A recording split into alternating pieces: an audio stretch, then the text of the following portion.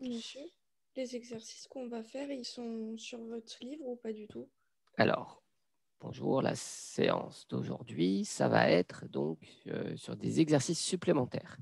Hein, on va quitter un petit peu l'ouvrage pour cette séance pour faire d'autres exercices en plus sur la gestion obligataire. Hein, on va approfondir un petit peu, on va surtout s'entraîner. D'accord? Donc là, dans les diapos que vous avez sous les yeux, vous aurez les exercices, les énoncés et les corrigés. OK? Donc c'est directement dans le droit fil de ce qu'on a fait la semaine dernière dans le cadre du chapitre 6 consacré aux obligations à taux fixe, mais c'est en plus. OK? Donc, vous avez une obligation à taux fixe avec les caractéristiques suivantes. La valeur nominale d'obligation est de 700. Alors, c'est de 700, c'est une unité monétaire, hein, c'est des dollars, des euros, comme vous voulez, on va dire des euros. 700 euros avec un taux de coupon de 6%. Le dernier coupon a été versé le 31 octobre l'année dernière.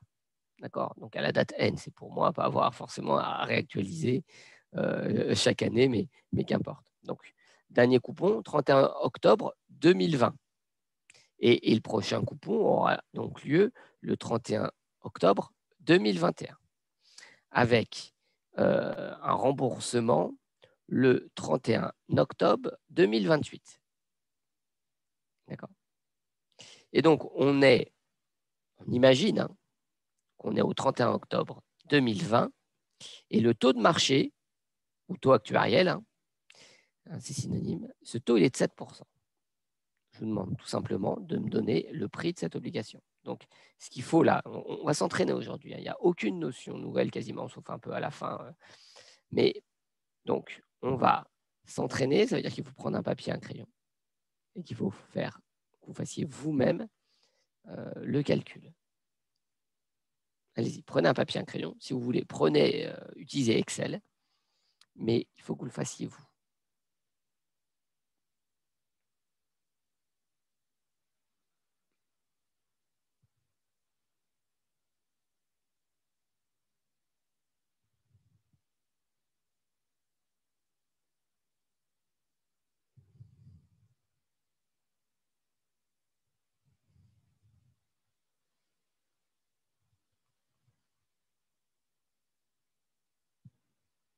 Quel est le prix de cette obligation? Je vous laisse le temps d'y répondre. Et donc, c'est 658 pour le prix de l'obligation. C'est très simple. Il faut actualiser tous les flux futurs. Comme les flux futurs sont connus avec certitude, ça ne pose pas de problème, d'autant que je vous ai donné le taux actuariel, le taux de marché qui sert donc à actualiser ces flux futurs. Les flux sont les suivants.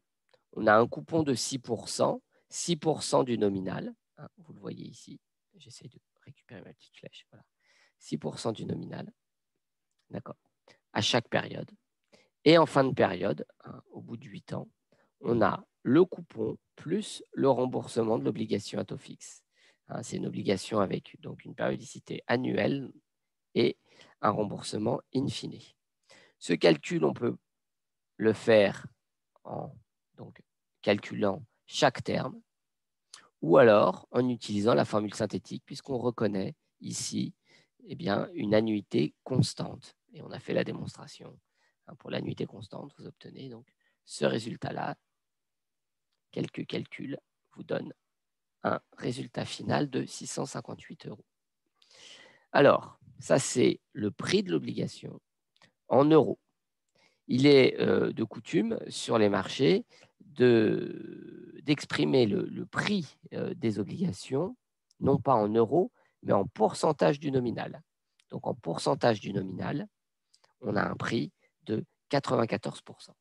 Alors, pourquoi on exprime les prix en pourcentage du nominal? Eh bien, pour faciliter la comparaison des obligations entre elles, puisque, comme vous avez vu la semaine dernière, hein, la valeur nominale en soi, ce n'est pas très importante. Hein, on peut toujours combiner, acheter davantage d'obligations de manière à gérer notre portefeuille sur les montants adéquats. Enfin, les valeurs nominales, comme leur nom l'indique, hein, elles permettent de calculer le coupon en multipliant la valeur nominale par le taux nominal, mais en soi, ce n'est pas très important. Donc, on exprime ça en pourcentage de la valeur nominale. il y avait une question, je crois. Oui, monsieur, normalement, dans la formule, on a le prix, c'est le taux de coupon fois 1 sur TRE et ensuite le reste. Répétez ce que vous avez dit. Dans la formule du prix, normalement, on a C fois 1 sur TRE et ensuite, en fait, c'est ça, c'est-à-dire on a 6% fois 700, OK, Oui. fois 1 sur TRE.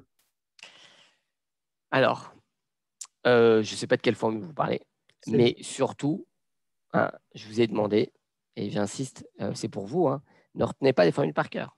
Reprenez à chaque fois le raisonnement. Et le raisonnement, il est le même depuis maintenant la première séance. On actualise chaque flux. D'accord? Quand on a une séquence de flux, donc une séquence de flux, c'est des flux qu'on enregistre à des dates différentes, eh bien, on va actualiser chaque flux avec le bon taux d'intérêt. Alors là, le taux actuariel, il est fixe. Hein. On a pris un taux de marché de 7%. On a vu la semaine dernière qu'on pouvait tenir compte de la courbe des taux et prendre un taux de marché qui correspond à chaque horizon. Mais ici, c'est plus simple, ce n'est pas le cas. Mais c'est la seule chose à retenir. Le prix, c'est la somme des flux futurs actualisés. Et ce que vous m'avez donné comme formule, je ne vois pas à quoi ça correspond. Je ne dis pas que c'est faux, hein, mais on a dû appliquer la formule que vous m'avez dit dans le cas d'un exercice bien particulier. Et ce n'est pas forcément reproductible. Les formules, si vous les calquez d'un exercice à l'autre, vous risquez de faire des erreurs. Non, c'est celle qui est dans le cours, pas dans un exercice. Ça, c'est celle que vous avez donnée dans le Alors, cours. C'est donnez-moi, si vous voulez, la page ou le numéro de l'équation. juste avant le 6.2. Donc, il n'y a pas d'erreur hein, dans les Il équations. n'y a pas d'erreur parce que je C'est trouve que, le même chiffre que vous. Mais eh ben, donc, la 6.2, c'est ça? juste avant, juste au-dessus. Alors, si vous regardez bien donc, dans l'équation 6.2, ça fait partie de la section sur les zéro coupons. Donc, effectivement, dans le cas d'un zéro coupon, comme son nom l'indique, hein, il n'y a pas de coupon. Donc, il n'y a pas de flux intermédiaire. Donc, il vous reste uniquement hein, le flux final. Donc, valeur nominale, il vous reste ça. Hein. Si le taux de coupon est nul, regardez ici, si le taux de coupon est nul, tous ces termes-là, ils simplifient et il vous reste que celui-ci. Mais ce n'est valable que dans le cas d'un zéro coupon. C'est pas de ça dont je vous parle. Hein. Moi, c'est la formule qui est vraiment juste au-dessus de la dynamique des prix du prix des obligations. Il y en a une formule qui est juste au-dessus, qui était dans le cours, dans les diapos. Alors, Et normalement, c'est ce n'était pas une référence au zéro coupon. Non. Bon, alors je vais reprendre la diapo. Je vais On va vous voir dire. ça ensemble. Non, attendez, je vais reprendre la diapo pour qu'on parle bien de la même chose. Attendez.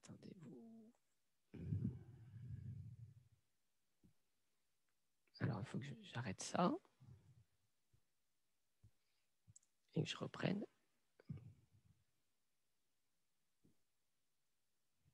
C'est pas je. Attendez.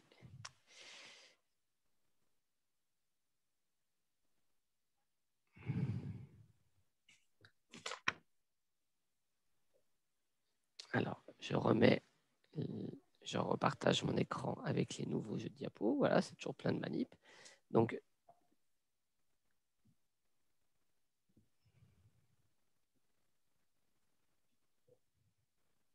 quelle est l'équation celle qu'on a utilisée pour calculer le prix, c'est celle-ci hein, dans le cours. Exactement. Et celle en dessous, en fait, rentabilité à l'échéance d'une obligation couponnée. Alors, je reprends. Donc, ça, c'est la formule générale. Ouais. OK, pour une obligation à taux fixe. On voit dans cette formule générale, on reconnaît eh bien, une annuité constante. Donc, on peut simplifier un petit peu cette équation. D'accord? Et utiliser donc la formule des annuités constantes en mettant C en facteur, et c'est ce que vous obtenez là. Mais vous n'avez pas le 1 sur TRE. Alors, la formule, c'est F sur R, facteur de 1 moins 1 sur 1 plus R puissance n. Donc, je vais retourner maintenant sur la diapo. Donc, j'arrête. Et je partage mon écran avec ça. Ici,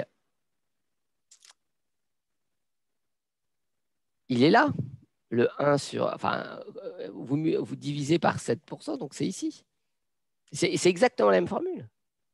Ici, vous avez le coupon divisé par… Enfin, le coupon, c'est 6% fois 700, divisé par le taux d'intérêt.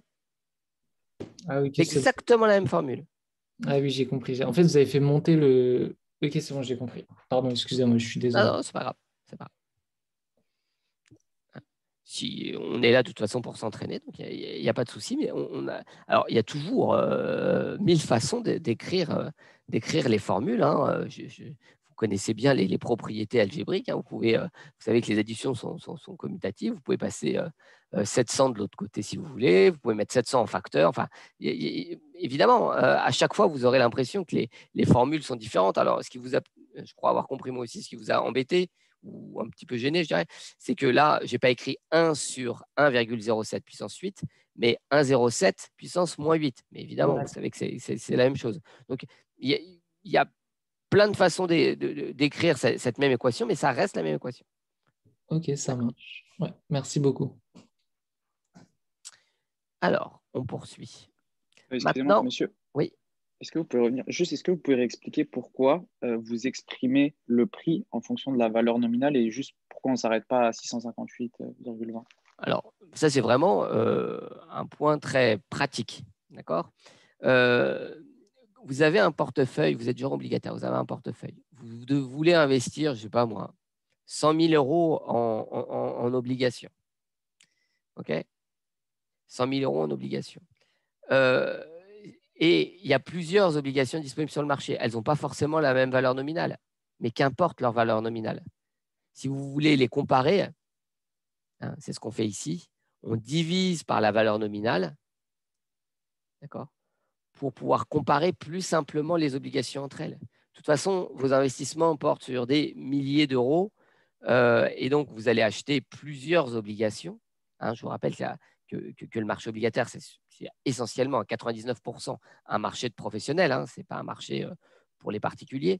Donc vous achetez énormément d'obligations et donc quand vous en achetez beaucoup, enfin, si on a deux obligations identiques pour le même taux de marché, donc deux obligations identiques, ça veut dire qu'elles ont les mêmes dates, les mêmes flux aux mêmes dates et qu'elles ont le même risque. Mais si vous avez une obligation qui a une valeur nominale de 100 euros, ou alors je vais faire plus simple ici. Imaginez qu'on ait une obligation de valeur nominale 70 euros. Je ne prends pas 100 euros, comme ça m'éviterait les calculs. Une obligation qui a une valeur nominale de 70 euros. Quel va être son prix? C'est évident. 65,82. D'accord. Si sa valeur nominale est de 700, c'est 658,20. Si c'est 70, c'est 65,82. Là-dessus, il n'y a vraiment aucune difficulté. Mais vous voyez, pour les comparer, ça complique un petit peu les choses. Donc, le plus simple, c'est bien de faire abstraction de la valeur nominale en divisant par la valeur nominale. C'est comme si vous construisiez des indices en base 100. Vous savez, quand vous avez à comparer des indices, hein, vous les ramenez sur la même base. Et ben, la base 100, ici, c'est une base de 100%. D'accord. Ok. D'accord. Merci. C'est un point purement pratique.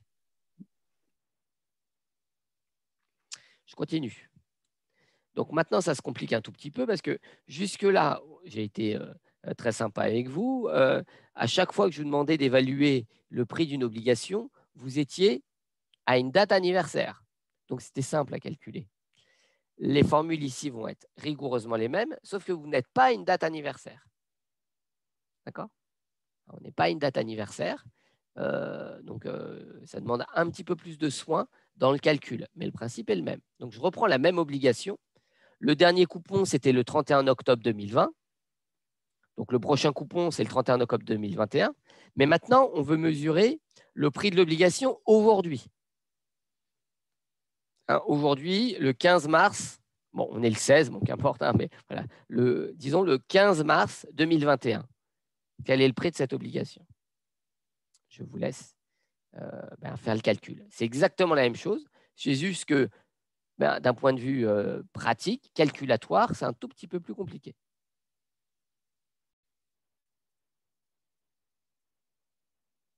Donc, reprenons. Vous avez réussi le calcul. le point est exactement le même que précédemment. D'accord? Vous faites la somme actualisée des flux futurs. Vous faites la somme actualisée des flux futurs. Donc, le premier flux, c'est le coupon, actualisé au taux de marché, au taux actuariel. Mais ce premier flux, il n'est pas dans un an. On est le 15 mars et le prochain flux, c'est le 31 octobre 2021. Donc, qu'est-ce qu'on fait? Eh bien, on ne va pas prendre un an, mais un peu moins d'un an. Alors, il y a combien de jours d'ici le 31 octobre 2021? Eh bien, généralement, pour simplifier un petit peu le calcul, pour aller plus vite, on considère que l'année est composée de 12 mois de 30 jours. D'accord? Ça évite d'avoir à se demander si les jours, si les mois ont 31 ou 30 jours, si les années sont bissextiles, ainsi de suite. Donc, on considère que une année, c'est 12 mois de 30 jours. Donc, en étant le 15 mars, ça signifie qu'il y a un demi-mois pour mars, on le met de côté, avril, mai, juin, juillet, août, septembre, octobre. Donc, on a 7 mois, 7 fois 3, 21, donc 210 jours, plus les 15 de mars, 225 jours. Donc, dans 225 jours, on recevra notre prochain coupon. 225 jours, ça représente une fraction d'année. 225 sur 360, c'est ma fraction d'année. Et comme on l'a répété dans le chapitre précédent, il y a 2 semaines ou 3 semaines, évidemment, on est bien attentif à ce que notre formule, les unités soient cohérentes dans notre formule. Si on a un coupon en base annuelle, si on a des taux annuels, les périodes sont exprimées en années. Donc là, on a bien une fraction d'année. On ne met pas juste le nombre de jours. C'est bien une fraction d'année, l'unité. Donc 225 sur 360, ça c'est pour notre premier flux. Et puis, le flux qui arrive en deuxième, il arrivera dans 225 jours plus un an. D'accord? Donc, on n'a pas recalculé la fraction d'année. C'est la même, mais on va y ajouter 1 an, 2 ans, 3 ans, 6 ans, 7 ans. Attention, on ne va pas jusqu'à 8 ans, parce que là, 8 ans plus quelque chose, on dépasserait l'échéance. Ce ne serait pas correct. Là, vous vérifiez que vous avez bien 8 coupons et un flux de remboursement terminal. Et donc là, le plus simple, vraiment, c'est de calculer chacun des termes séparément et de faire la somme, ce qui vous donne un prix de 675,11 €. D'accord ? Alors, vous pouvez utiliser la formule simplificatrice aussi, mais il faut faire attention. Il faut bien mettre en facteur 1 plus 7% puissance 225 sur 360. Ce terme-là, il faut le mettre en facteur, puisque je vous rappelle que pour appliquer la formule des unités constantes qu'on a démontré précédemment, il faut que le premier flux soit distant d'une période exactement. Donc, il faut faire attention. On va mettre en facteur cet élément, d'accord, de manière à pouvoir, donc on réécrit ici le prix à la date 0, et on va pouvoir appliquer la formule des unités constantes, non pas au premier flux, mais aux 7 suivants. Donc, c'est de l'algèbre que vous pouvez faire au lycée. Il n'y a pas de difficulté particulière. On a mis en facteur ce terme-là. Et donc, on applique la formule sur non pas le premier, mais les 7 autres flux. Ce qui vous donne le résultat, bien sûr, qu'on a obtenu précédemment, 675,11. Là encore, on peut exprimer le prix en pourcentage de la valeur nominale. Des questions ?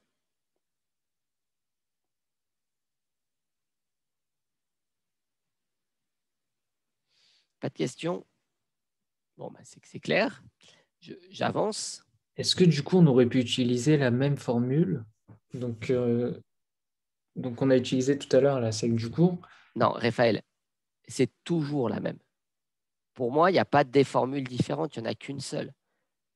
Elle s'exprime différemment, mais c'est la même formule. D'accord ? C'est ça que vous devez retenir. Pensez pas qu'il y a 10 000 formules dans le cours. Il y a une formule générale qui est que le prix, c'est la somme des flux futurs actualisés. On va l'appliquer au cas des obligations, au cas des actions. On va l'appliquer à des biens matériels, à des immeubles, à des projets d'investissement. On l'a appliqué au crédit bancaire, mais c'est toujours la même formule. Ok, ça marche. Ensuite, il y a des ajustements à faire. Mais ça, c'est du calcul. Alors, je poursuis un tout petit peu.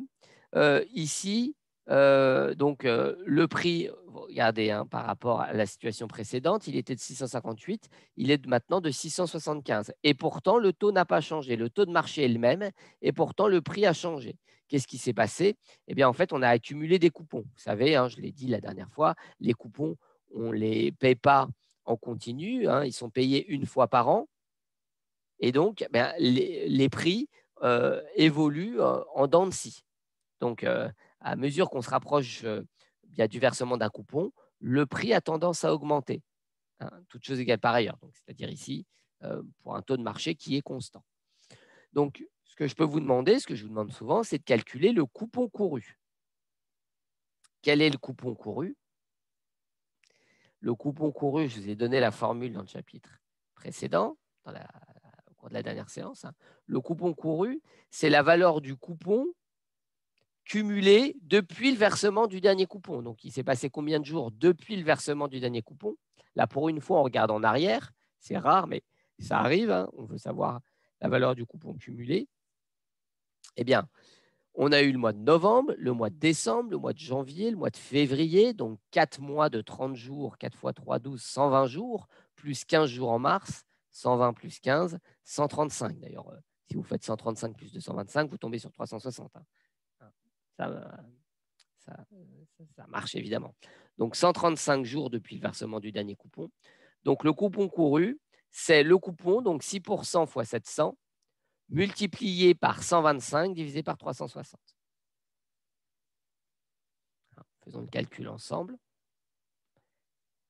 700 fois 6%, ça vous donne un coupon de 41 fois 135, c'est ce qu'on a dit, hein, divisé par 360.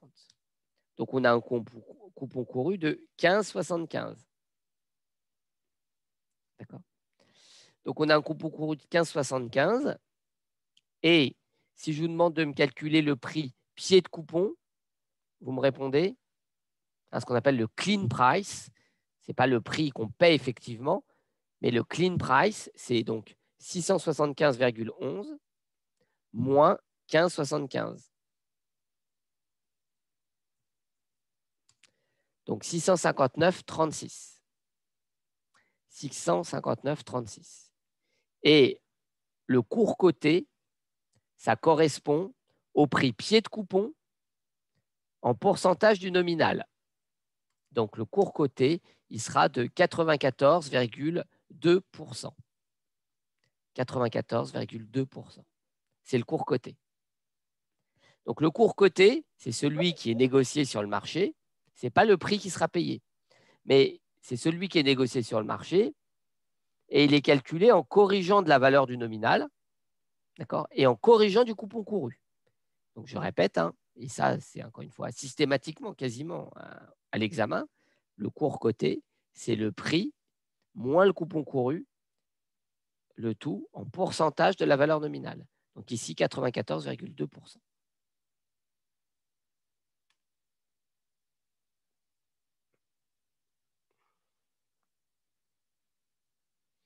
Des questions? Okay. Donc, ce qui a été compliqué dans cet exercice-là, la petite difficulté, elle n'est pas énorme, hein, cette difficulté. La petite difficulté, c'est qu'on a donc à déterminer le prix alors qu'on n'est pas une date anniversaire. Donc, ça complique un peu les calculs. Si vous voulez, il y a cette formule synthétique qui est valable donc à n'importe quelle date, y compris lorsqu'on n'est pas des dates anniversaires. Bon, si vous voulez la programmer, c'est cette formule-là que vous devez enregistrer. Mais qu'importe, ce n'est pas très, très important. OK. Donc, première difficulté, hein, attention, lorsqu'on n'est pas une date anniversaire. Okay. Maintenant, on va aborder un autre point dans le cours qui est le coût des emprunts. Alors, on prend notre exemple. On a une obligation qui a une valeur nominale de 1 500 €. Et l'émetteur souhaite donc émettre 200 000 obligations. 200 000 obligations d'une valeur nominale de 1 500 €. Ça correspond donc à un emprunt de 300 millions d'euros. Le taux de coupon est de 5%, la périodicité des coupons est annuelle et le remboursement il se fait in fine au pair pour une maturité de 10 ans. Jusque-là, vraiment rien de nouveau. Ce qu'on ajoute ici, c'est des frais d'émission. Lorsque vous êtes émetteur et que vous participez donc à une émission obligataire, eh bien, ça comporte des frais. Il y a des frais juridiques, il y a aussi des frais de communication, parce qu'il faut bien sûr communiquer sur votre émission obligataire. Et donc, généralement, c'est sous-traité. Vous faites appel à une banque d'affaires qui va donc vous aider à mettre en place cette émission obligataire. Donc, c'est vraiment le rôle des banques d'affaires que d'aider les entreprises à émettre des obligations sur le marché. Et généralement, les frais sont environ de 1 à 2%, ça dépend si le produit est plus ou moins complexe, mais disons 1% ici du montant total. Donc, la banque d'affaires va prendre 1% du montant total, ce qui représente une coquette somme, 3 millions d'euros dans ce cas. Okay. Et donc, lorsque l'émetteur émet 200 000 obligations, il emprunte 300 millions d'euros, mais il doit payer 3 millions, donc ça représente un emprunt net de 297 millions d'euros. Donc, le coût pour lui, il n'est pas de 5%, il est un peu plus élevé. J'espère que vous comprenez bien, parce qu'au fond, cette logique, ce qu'on dit là, cette logique, on l'a abordée lorsqu'on a parlé des emprunts bancaires et lorsqu'on a parlé du TAEG. Souvenez-vous, faites le parallèle. Dans le cadre du TAEG, eh bien, l'emprunteur paie un taux d'intérêt, mais ce n'est pas le seul coût. Il peut avoir également des frais de dossier. Et donc, le TAEG, il va tenir compte donc, du taux d'intérêt, mais également des frais de dossier.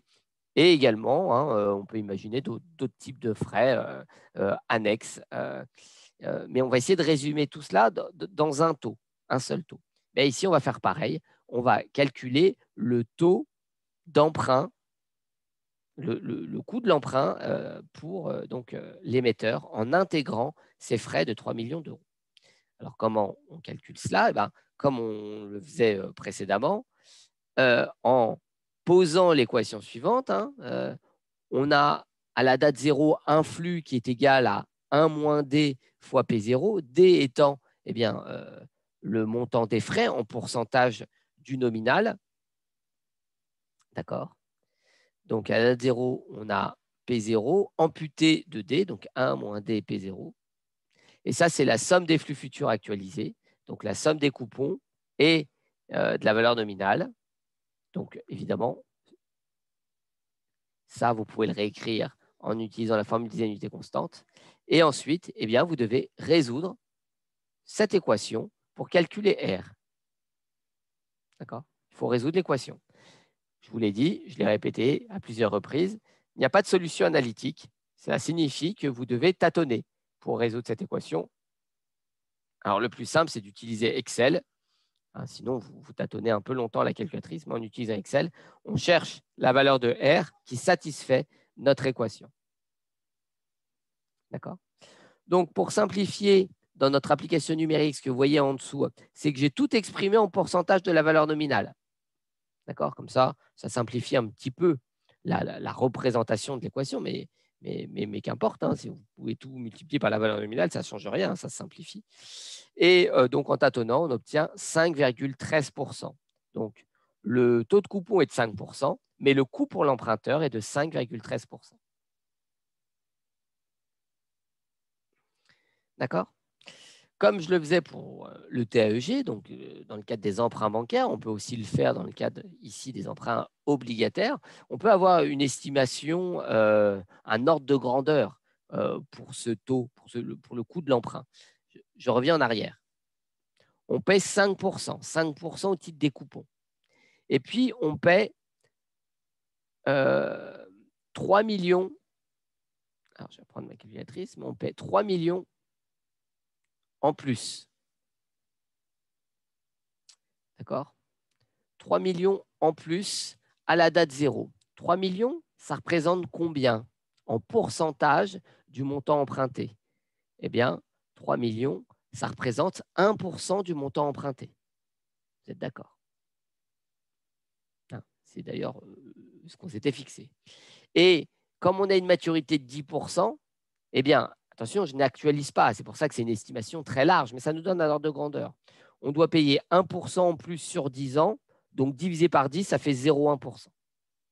D'accord? Donc, on doit être pas loin de 5 plus 0,1%. Pas loin de 5,1%. Ce calcul n'est pas juste parce qu'attention, j'ai simplement divisé mes frais comme s'ils étaient répartis uniformément sur la période, ce que je n'ai pas le droit de faire du fait de l'actualisation des flux. Okay, mais ça nous donne un ordre d'idée. On sait qu'on est autour de 5,1%. OK. Donc là, précisément, 5,13.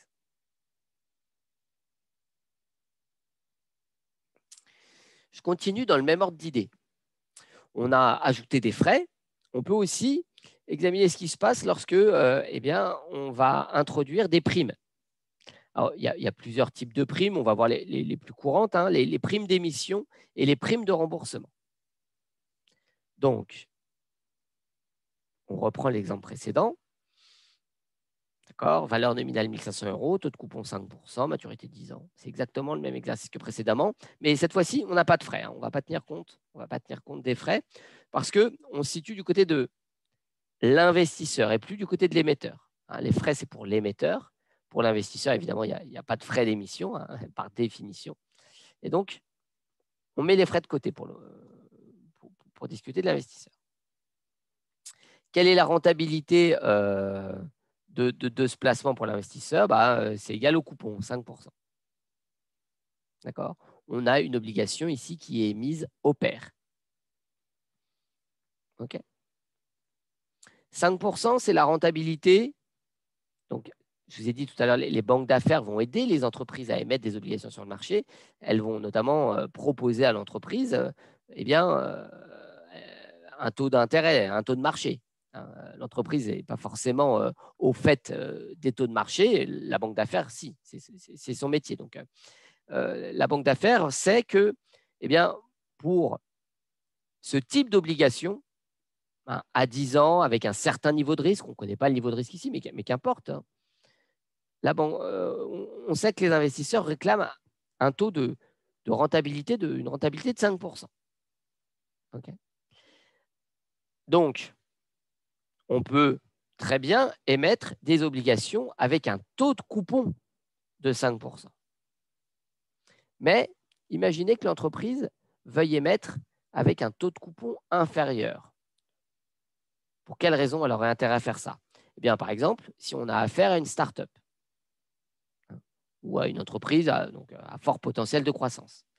L'entreprise à fort potentiel de croissance souhaite investir beaucoup en début de période, d'accord, pour lancer un nouveau produit. Ce produit, éventuellement, il faut qu'il trouve sa place sur le marché, donc ça prend un petit peu de temps.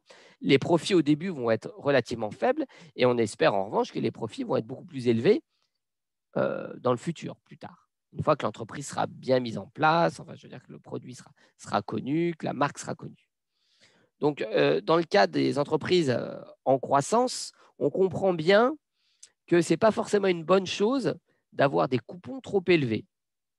Il vaut mieux réduire les coupons et proposer éventuellement une prime de remboursement, de manière, toutefois, à offrir une rentabilité de 5%, qui est la rentabilité qui est celle demandée par les investisseurs.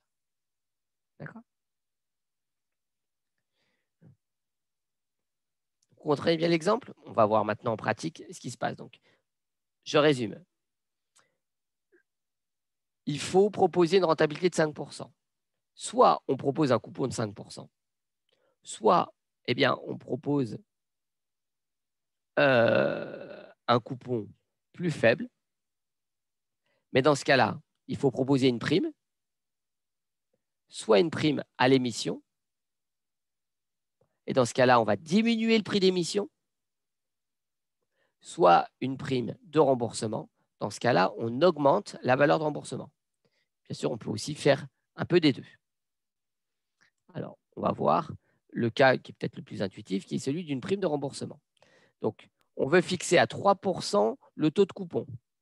Mais encore une fois, le prix de marché, c'est 5%. D'accord ? Donc, si on fixe 3% et qu'on ne change rien d'autre, eh bien, notre obligation ne trouvera pas peu honneur. Hein, s'il y a deux obligations sur le marché complètement identiques, une qui offre 3%, l'autre qui offre 5%, eh bien, les investisseurs choisiront celle qui offre 5%. Donc, si on offre du 3%, il faut offrir une prime, et ici, une prime de remboursement. Donc, la question que je vous pose, c'est de déterminer, je vous pose la question suivante, déterminer la prime de remboursement de manière à avoir un taux actuariel de 5%. Eh bien, on pose l'équation suivante. Le prix, c'est la somme des flux futurs actualisés. D'accord ? Donc 3%, bon, là, on utilise des annuités constantes. Plus, eh bien, ici, on a une inconnue, plus X. D'accord ? Ici, c'est une inconnue, plus X, actualisée au taux de 1 plus 5%, puissance 10. D'accord ? Eh bien, ça doit être égal au prix, donc à l'émission, donc 100%. Encore une fois, on a tout exprimé en pourcentage de la valeur nominale.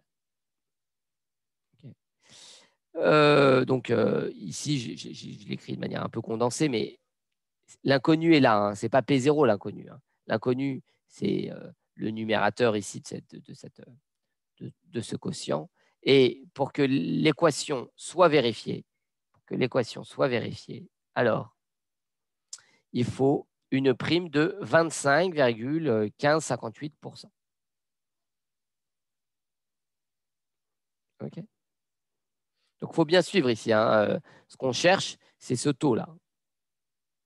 D'accord ? On cherche ce taux.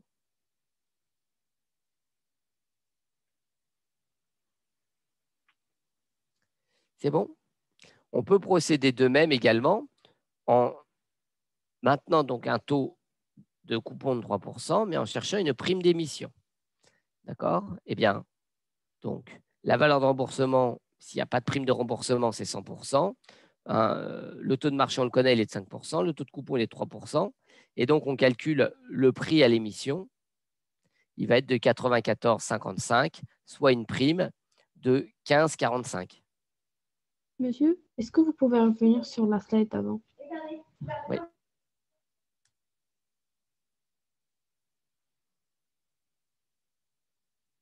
C'est bon, merci.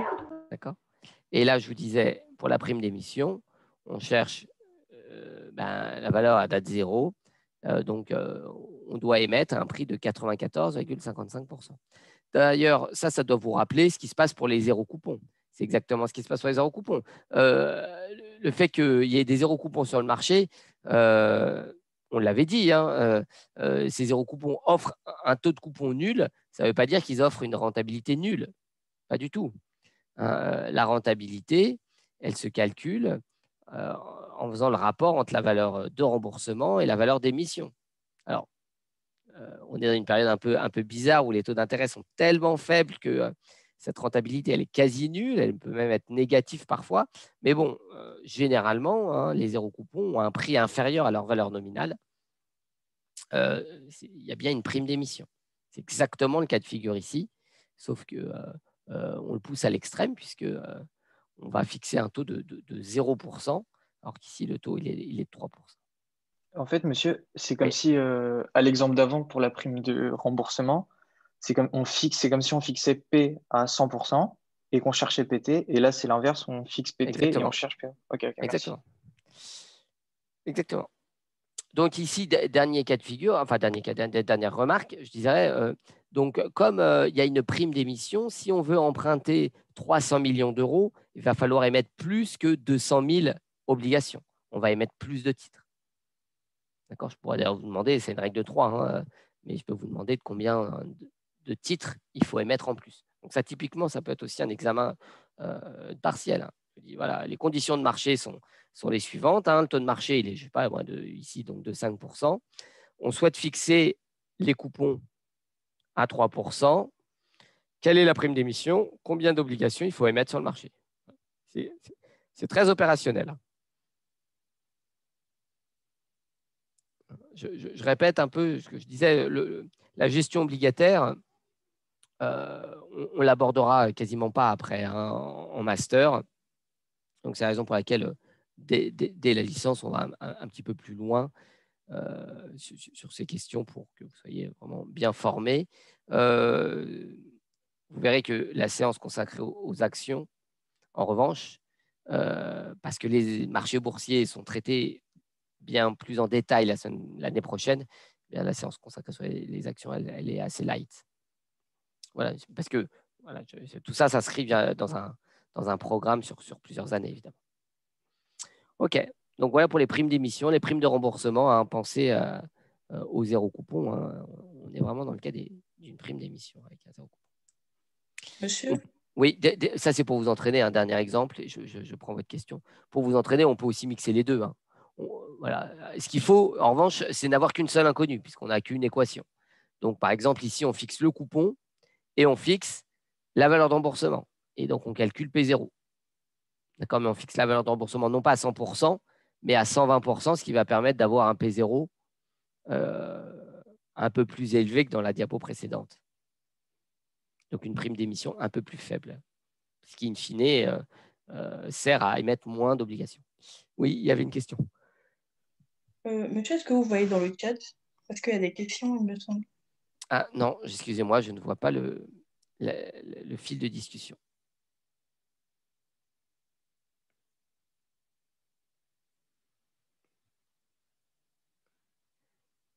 Ah, j'ai retrouvé le fil de discussion, attendez.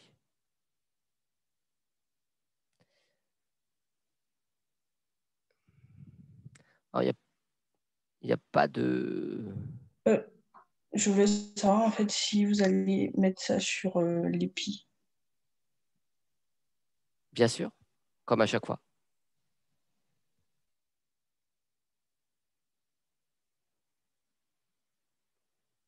Hein, je vois qu'il y avait effectivement des questions sur le fil. Je ne les voyais pas. Hein.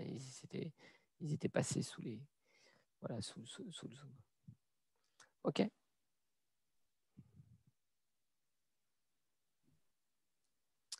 Donc, bon, ça, c'est vraiment sur le vocabulaire. Hein, souvenez-vous, hein, je vous disais, les obligations peuvent être émises au-dessous du pair, au-dessus du pair, en dessous du pair ou au pair, et remboursées au pair, au-dessus du pair, en dessous du pair. Bon, tout ça, vous avez bien compris que c'était juste un point de vocabulaire.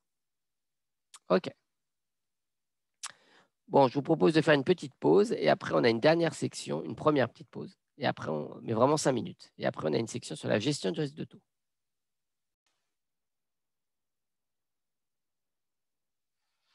Alors, maintenant, on va aborder la question de la gestion du risque de taux. Donc, la semaine dernière, dans le cours, j'ai introduit la notion de sensibilité. On l'a définie dans le cours. Elle est là, en bas de la diapo. Elle est rappelée ici. La sensibilité, c'est la variation relative du prix pour une variation de 1 point de pourcentage du taux d'intérêt. D'accord. Quand le taux d'intérêt passe, par exemple, de 5% à 6%, on a bien une augmentation de 1 point de pourcentage du taux d'intérêt, le prix de l'obligation va baisser. D'accord. De combien? Eh bien, c'est ce que nous donne l'indicateur de sensibilité. Donc, cet indicateur de sensibilité, il est important hein, pour apprécier donc, le risque de taux. Mais historiquement, ce n'est pas l'indicateur le plus utilisé sur les marchés obligataires. Il y a un autre indicateur qui est utilisé, qui est celui de la duration. Alors, qu'est-ce que c'est que la duration? Je vous donne la définition. La duration, alors, ça s'apparente, c'est une durée, hein, comme son nom l'indique, hein, c'est une durée. C'est une durée qui correspond à l'horizon de placement pour lequel l'investisseur est immunisé contre les variations de taux d'intérêt. Je répète, c'est l'horizon de placement pour lequel l'investisseur est immunisé contre les variations de taux d'intérêt. Donc, qu'est-ce qui se passe?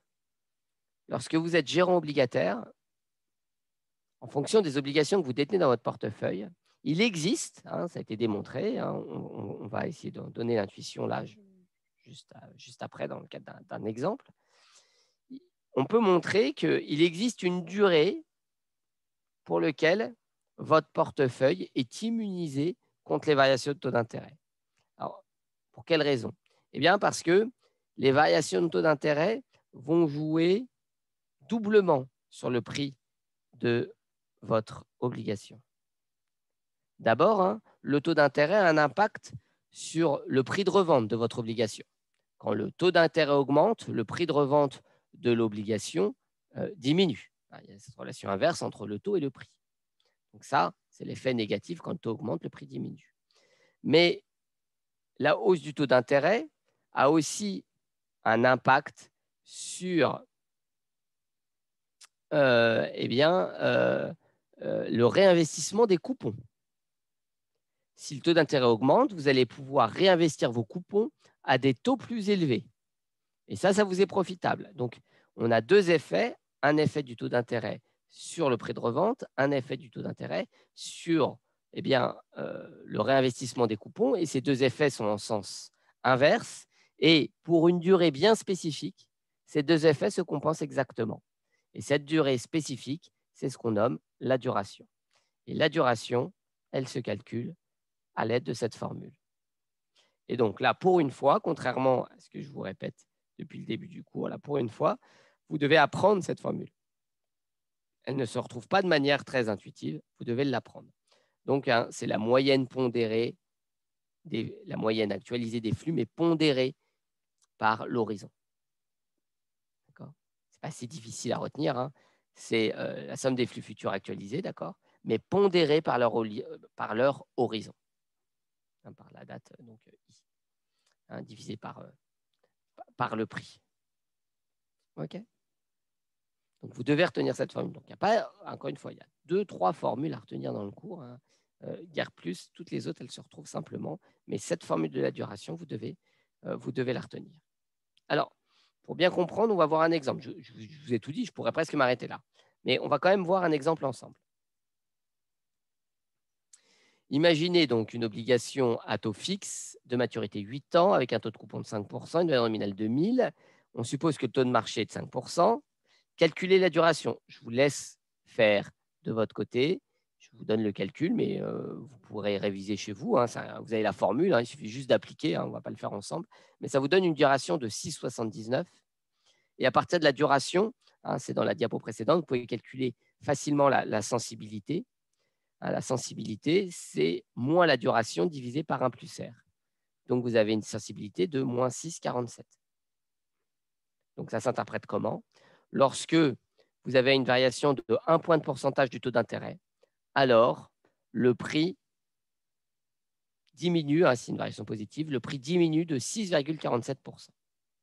D'accord? Attention, hein, cette sensibilité, elle est valable au voisinage de 5%. Plus on s'éloigne de 5%, et moins notre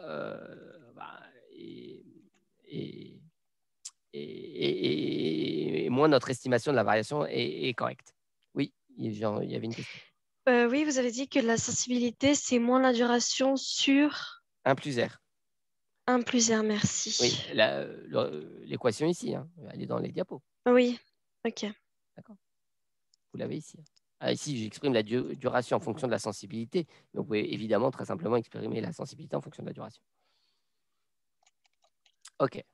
Donc, ça, c'est pour le calcul. Hein. Mais entraînez-vous à le refaire, ce calcul. Hein. Il n'est pas très compliqué. Il est un petit peu fastidieux. Hein. C'est un petit peu long. Il faut prendre son temps. Enfin, long, c'est quelques minutes. Mais voilà, il faut décomposer chaque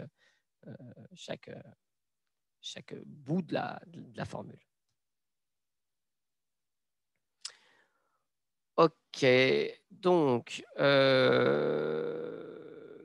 un petit exercice, encore une fois, pour bien comprendre. Je crois que c'est le dernier exercice du chapitre sur les obligations. Voilà, on va le voir en détail, c'est un tout petit peu long, mais c'est le dernier exercice, donc restez bien concentrés. Donc, il y a 5 ans, il y a eu une émission obligataire. 1 million d'euros, c'est le montant emprunté. Une valeur nominale de 1 000 euros. D'accord. Donc, ça veut dire qu'on a émis 1000 obligations. Hein. Une maturité de 10 ans, un remboursement in fine au pair, un taux de coupon de 4% avec un paiement annuel. Donc, ça, c'était il y a exactement 5 ans. Comme vous le voyez ici, hein, je suis assez sympathique puisque on se situe à une date anniversaire, ce qui va nous simplifier un petit peu les calculs. Parce que comme tout à l'heure, évidemment, la duration, on doit la calculer, pas forcément lorsqu'on a une date anniversaire, mais à une date anniversaire, ça, c'est quand même bien plus simple, évidemment. Donc, au bout de 5 ans, attendez, parce que là, excusez-moi. Donc, c'était il y a 5 ans, le taux de coupon était de 4% et ça correspondait au taux de marché. Depuis, la conjoncture a changé et on imagine que le taux est de 5%. D'accord ? Le taux de marché est maintenant de 5%. Donc, les taux ont augmenté. Qu'est-ce que ça signifie? Ça signifie que aujourd'hui, les obligations qui sont émises et qui sont similaires à l'obligation émise il y a 5 ans, similaires en termes de risque notamment, et ben, ces obligations proposent un coupon de 5%. Les nouvelles obligations de même risque que les précédentes proposent 5%, alors que les anciennes proposaient 4%. Donc, si vous voulez revendre votre ancienne obligation qui propose que 4%, vous devez en baisser le prix de manière à offrir la même rentabilité, une rentabilité de 5%. D'accord ? C'est tout simplement la loi du prix unique. Alors, on applique un raisonnement d'arbitrage, encore une fois. Hein, c'est le fil rouge, le fil conducteur de tout le cours. Si aujourd'hui la rentabilité est de 5% pour les nouvelles obligations qui offrent donc un coupon de 5%, notre ancienne obligation qui offrait un coupon de 4% voit son prix diminuer. Alors, calculons le nouveau prix. Hein, on l'a déjà fait, hein, ça vous entraîne, hein, mais on l'a déjà fait. Bien, le nouveau prix, vous le calculez, c'est la somme des flux futurs anticipés. Donc, la somme des coupons plus sa valeur de remboursement. Vous appliquez la formule des annuités constantes. Je me répète, mais vous obtenez donc un prix de 956,71. Donc, on est passé de 1000 à 956. Si le taux était resté à 4%, alors le prix serait resté à 1000. Hein. On avait une émission au pair. Donc, dans ce cas-là, le calcul, il est simple. Hein. Si on n'avait pas eu une émission au pair, ça aurait été un petit peu plus compliqué. Il aurait fallu calculer le prix pour un taux de 4%. Mais là, c'est ce qu'on fait. Hein. Mais là, on n'a même pas besoin de faire ce calcul. Hein. On sait que le prix sera resté stable. Hein. Si les taux d'intérêt ne varient pas et constituent une date anniversaire, alors il n'y a aucune raison que le prix varie. Donc, si les taux étaient restés à 4%, on aurait eu un prix de 1 000 €. Ça veut dire qu'on a une différence de 43,29 €. 43,29 € lorsqu'on passe de 4% à 5%. OK, 956,71, 1000. D'accord ? Jusque-là, rien de nouveau. Hein. On a calculé le prix pour deux taux de marché différents, 4% et 5%. Et on va essayer d'expliquer donc cette différence. Alors, cette différence, elle vient tout simplement de ce que l'obligation qui offre un taux de 4% offre 10 € de moins que l'obligation qui offre du 5%. Vous êtes bien d'accord, hein ? Si on compare les deux obligations qui sont similaires en termes de risque, celle qui offre 4% offre 10 € de moins que celle qui offre 5%. Donc, il y a un manque à gagner de 10 € chaque année pendant, il reste 5 ans. Donc, ce n'est pas tout à fait 50 € parce qu'il faut actualiser ce manque à gagner. C'est 10 € chaque année, mais bien sûr, on les actualise au taux de marché et on retrouve ce 43,29. On retrouve ce 43,29. OK. Encore une fois, c'est la notion d'arbitrage. Deux titres similaires doivent offrir la même rentabilité.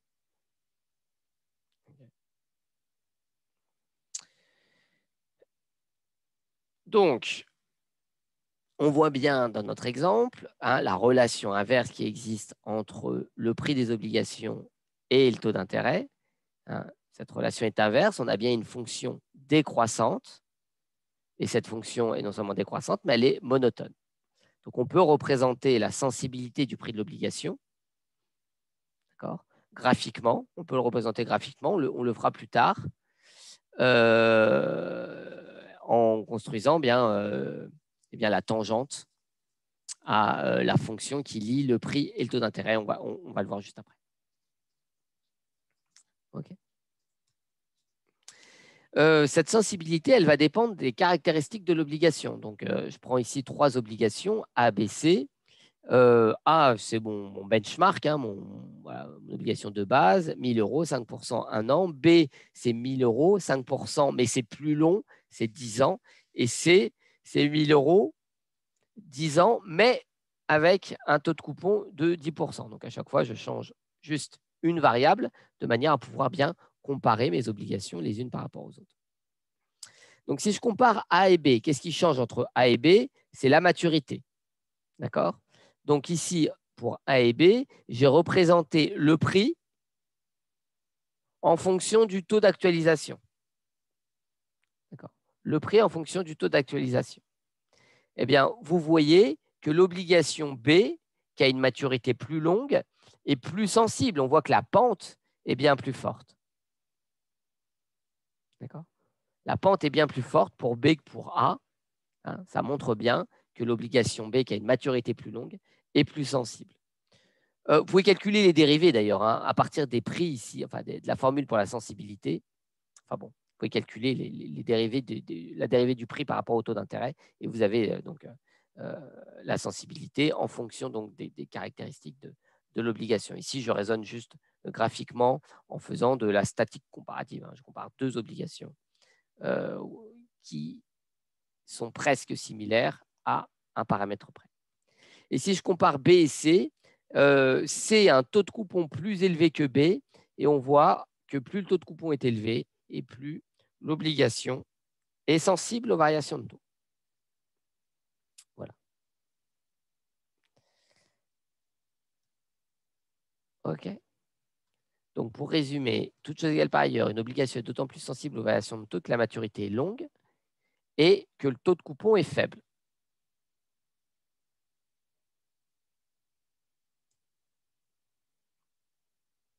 Voilà, je vous ai dit, c'était le dernier exercice. En fait, ce n'était pas tout à fait le dernier. Il me reste un dernier exemple à vous montrer, mais on va encore répéter les choses. On va recalculer des prix, on va refaire des choses qu'on a déjà vues ensemble. Donc, vous avez vraiment beaucoup d'exercices là pour vous entraîner.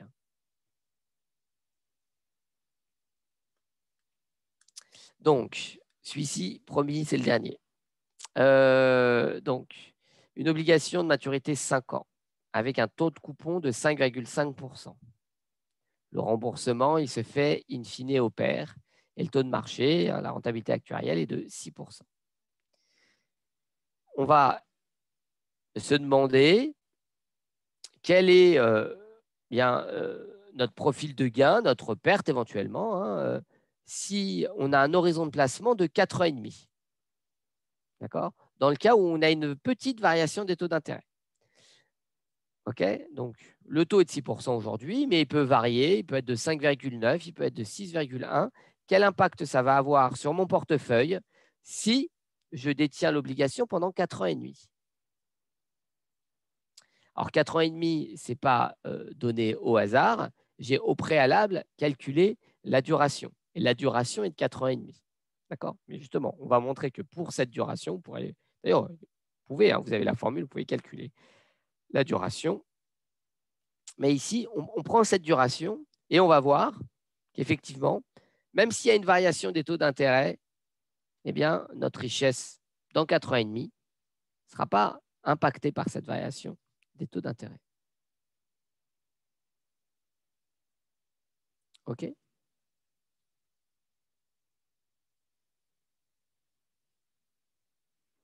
Alors, on commence par calculer le prix. On a un taux de coupon de 5,5%. Le taux de marché, c'est 6%. Donc, encore une fois, pour la 5e, 6e, 7e fois, je ne sais plus. Mais on calcule le prix. On a un prix de 97,89%. Et donc, qu'est-ce qui se passe? On va acheter l'obligation dont on a déterminé le prix. À la date 1, on va recevoir un coupon. Ce coupon qui est de 5,5%, on va le placer pendant 1 an, 2 ans, 3 ans et demi, jusqu'à 4 ans et demi, qui est notre horizon de placement. Hein. Je vous ai dit, on part de cet horizon de placement. Je calcule au préalable, hein, parce qu'on va montrer que notre richesse n'est pas impactée par l'évaluation de taux. Donc, on place le coupon pendant 3 ans et demi. Et puis, à la date 2, on obtient un nouveau coupon de 5,5% qu'on va placer pendant 2 ans et demi. et ainsi de suite pour les coupons à la date 3 et les coupons à la date 4. Okay. À la date 4 ans, enfin dans 4 ans et demi, on va revendre notre obligation. D'accord? Et donc, la somme des coupons réinvestis plus le prix de revente, ça nous donnera la valeur de notre portefeuille dans 4 ans et demi. Okay. Et bien sûr, comme vous le voyez ici, si le taux augmente, eh bien, le réinvestissement de nos coupons va nous rapporter davantage. Mais en revanche, le prix de l'obligation à la revente va diminuer. Donc, j'ai mes deux effets que je détaillais tout à l'heure, un effet positif, un effet négatif.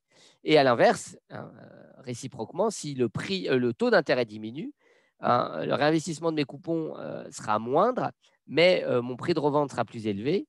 Et donc, ce que je vous ai proposé, voilà, ce que je vous ai dit, c'est que ça n'impactait pas, ça se compensait parfaitement pour un horizon de 4 ans et demi.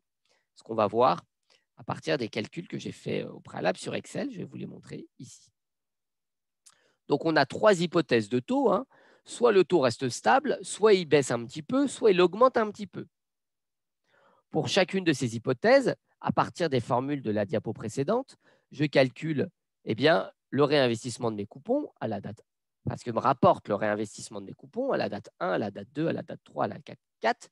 Je calcule le prix de revente et si je fais la somme de tous ces éléments, j'ai ma richesse totale. Et qu'est-ce que vous observez? Eh bien, quelles que soient les variations de taux d'intérêt, à condition que ces variations soient petites, eh bien, j'ai une richesse totale qui est constante à la 3e décimale. Donc, je vérifie bien ici que cet horizon de placement de 4 ans et demi me permet d'immuniser mon portefeuille contre les variations de taux d'intérêt.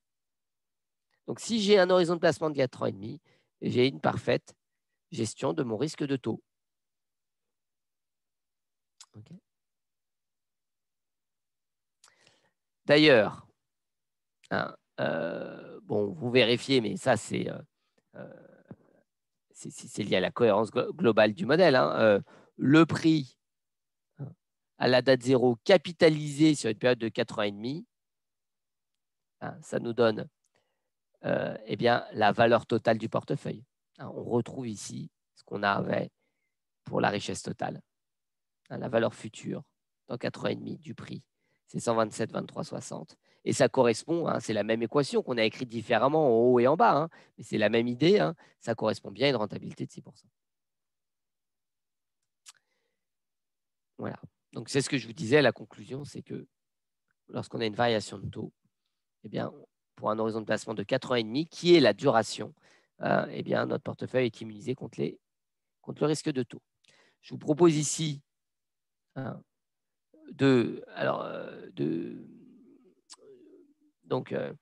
tableau dans lequel, justement, on fait varier l'horizon de placement. Tout à l'heure, je faisais varier uniquement les taux d'intérêt. D'accord ? Ici, j'ai gardé mes 3 hypothèses, comme tout à l'heure, mais je fais varier l'horizon de placement. Et je calcule pour chaque hypothèse la valeur acquise des coupons, comme je l'ai fait précédemment. Le prix de revente et la somme des deux, ça me donne la richesse totale. Eh bien, vous voyez que cette richesse totale est constante. Si je compare mes hypothèses H1, H2, H3, cette richesse totale est constante pour un seul horizon de placement bien précis qui est égal à 4,5, donc 4 ans et demi. D'accord.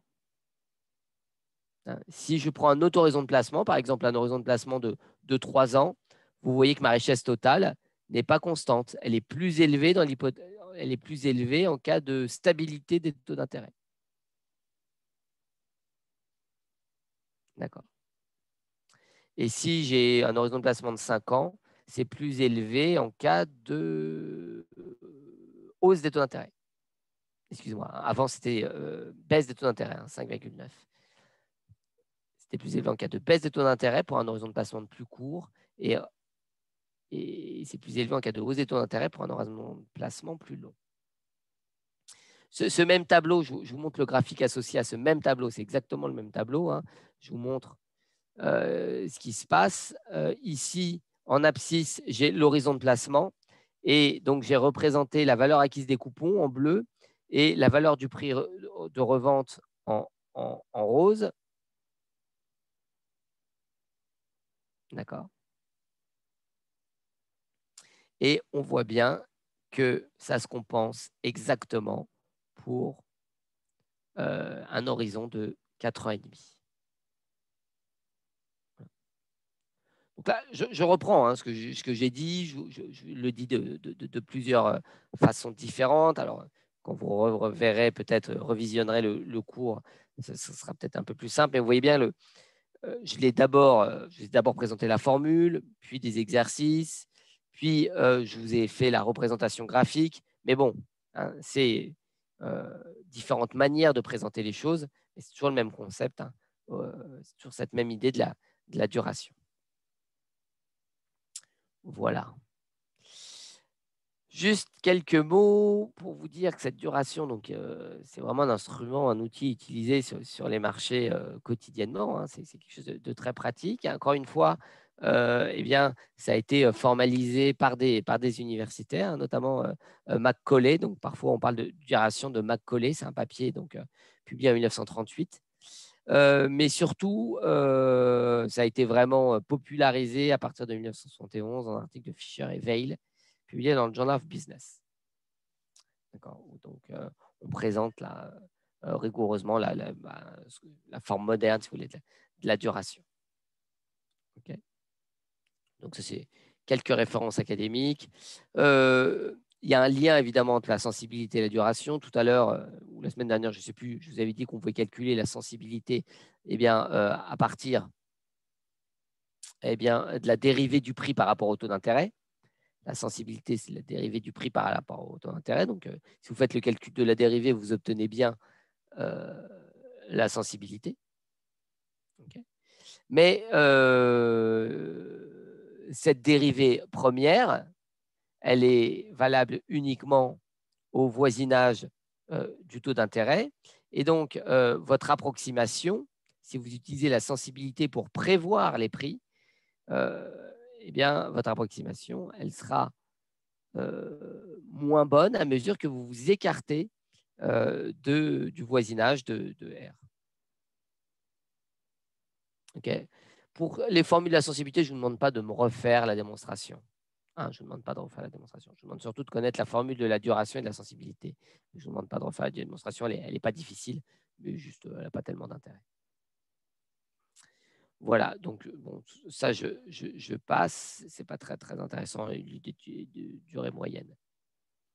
Ici, vous avez le tableau avec lequel j'ai calculé la duration de 4 ans et demi. Hein. Vous voyez, donc sous Excel, ce n'est pas trop compliqué. Donc, on a des flux. Alors, les flux, c'est les coupons plus la valeur de remboursement. Ici, encore une fois, je n'introduis rien de nouveau. Hein. Je détaille le calcul de la duration, comment j'ai obtenu les 4,5. Vous avez les flux.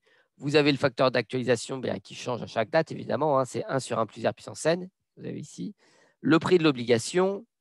Donc, le coefficient de pondération, la date d'occurrence du flux pondéré et quand vous faites la somme donc, du flux fois la date d'occurrence, vous obtenez la duration. Je vous laisse vous entraîner, le refaire par vous-même et me construire un petit tableau Excel qui vous permettra de retrouver ces chiffres-là.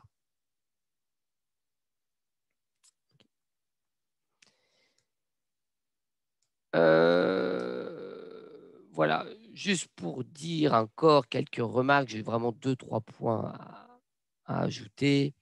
Dans l'exemple que je vous ai donné, je ne me suis pas soucié donc, de la saisonnalité du paiement des coupons. Évidemment, lorsque on a un prix qui évolue en dents de scie, hein, si on fait évoluer dans le temps la duration, elle va avoir aussi un comportement assez heurté. Mais encore une fois, je ne vais pas vous embêter à calculer la duration à une date qui n'est pas une date anniversaire. Hein. Ça n'a pas tellement d'intérêt. Ça complique juste le calcul puisque voilà, vous n'avez pas des dates pleines en nombre entier. Donc, dernier point sur la sensibilité. Donc, la sensibilité, souvenez-vous, hein, c'est la variation relative du prix sur la variation du taux d'intérêt. D'accord. Si on prend la version discrète de la sensibilité, on peut l'écrire ainsi. D'accord. Delta P, c'est la variation de prix. Delta R, c'est la variation de taux d'intérêt. Donc, je note P1 moins P0, R1 moins R0. Et donc, à partir de cette formule, je peux anticiper sur le prix. Je peux calculer P1, d'accord, en fonction de P0 et de la variation du taux d'intérêt que multiplie la sensibilité. D'accord ? C'est une approximation linéaire. Hein. Ça doit vous rappeler, tout ça n'a rien de nouveau pour vous, ça n'a pas de secret, puisque ici, hein, c'est un développement de Taylor à l'ordre 1. J'utilise la sensibilité, qui est la dérivée première, pour réaliser mon approximation linéaire. Donc, le prix, à la date 1, c'est P0, d'accord, plus P0 fois la sensibilité fois la variation du taux d'intérêt. Donc, plus la variation du taux d'intérêt est importante, plus la sensibilité est importante et plus P1 va être différent de P0, évidemment. Donc, si je reprends exactement le même calcul que précédemment, les mêmes valeurs, et que je veux calculer donc, le prix lorsque j'ai une petite variation de taux d'intérêt, par exemple, lorsque j'ai un taux d'intérêt, alors ici, j'ai un taux d'intérêt un taux de coupon de 5,5 et un taux d'intérêt de 7%. Hein. On suppose que le taux d'intérêt augmente de 1 point. Si le taux d'intérêt augmente de 1 point, je peux recalculer le prix très simplement en utilisant la formule. Ou alors, je peux le faire en utilisant la sensibilité. La sensibilité, il manque un moins ici devant. Il manque un moins. Donc, la sensibilité, elle est de moins 4,24.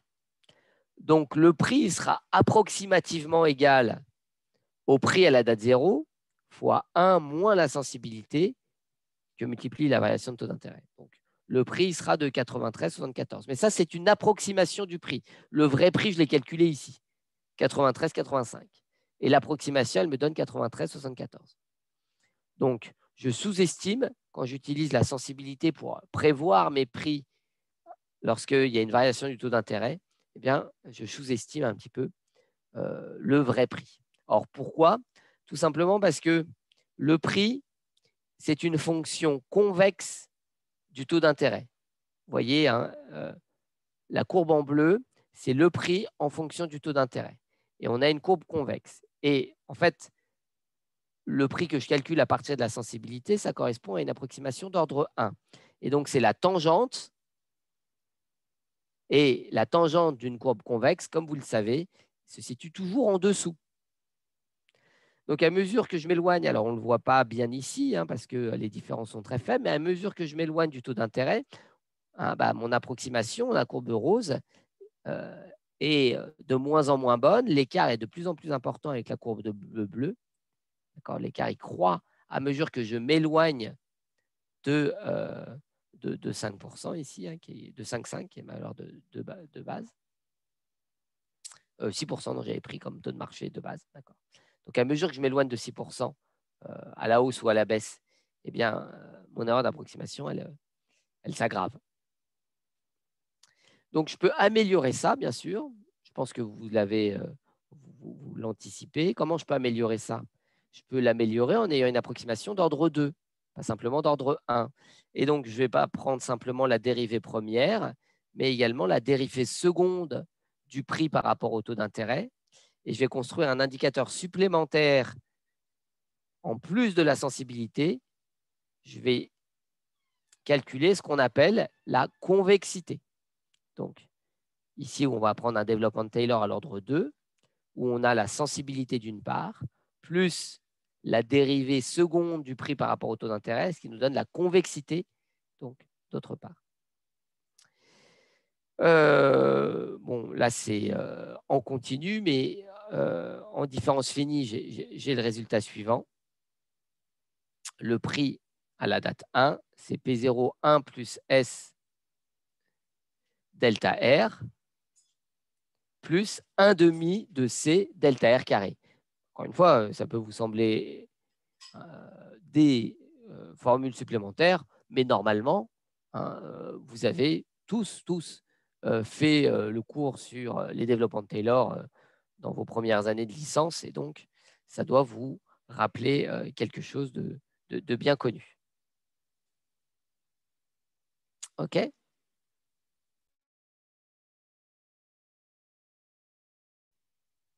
Vous avez des questions? Je vous montre la représentation graphique. Alors, bon, j'ai tout recalculé ici. Je ne fais que répéter. La duration était de 4,5, donc la sensibilité de moins 4,24. Je vous rappelle, ici, il manque un petit moins. Donc, on peut recalculer la convexité. D'accord? Et à partir de la convexité, on peut calculer un prix approximatif qui sera meilleur que le développement de Taylor à l'ordre 1, mais ça restera toujours approximatif par rapport au calcul du prix en utilisant la formule actuarielle. Donc, voici le tableau, mais je vais vous présenter ça graphiquement.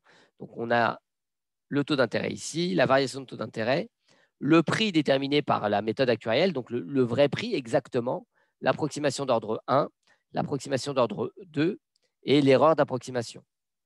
Je vous montre ça sous forme de graphe. Donc, le tableau, qu'importe, je pourrais passer directement au graphe, mais c'est pour que vous puissiez vous-même, chez vous, reconstruire ça et donc pratiquer un peu Excel.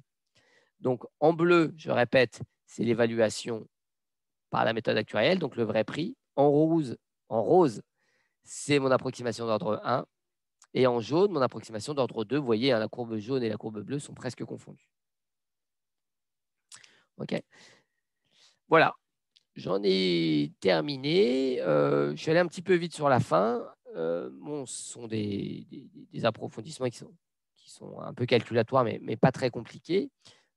Juste un mot pour dire qu'effectivement, ces approximations, elles sont peu utilisées aujourd'hui puisque c'est tellement simple d'avoir le prix exact qu'on n'a pas la nécessité en pratique d'utiliser ces approximations, mais d'un point de vue intellectuel, pour bien comprendre, je trouvais intéressant de vous présenter donc, ces différentes méthodes. Voilà. Une toute dernière chose. On a calculé la duration pour une obligation. Si on doit calculer la duration pour un portefeuille, c'est très simple. La duration d'un portefeuille, c'est la moyenne pondérée des durations des obligations qui composent le portefeuille. Voilà. C'était vraiment le tout dernier point. Voilà. Vous avez des questions? Donc, vous avez pas mal de quoi vous entraîner. J'ai fini le chapitre sur les obligations. Vous avez pas mal d'exercices. Éventuellement reprendre.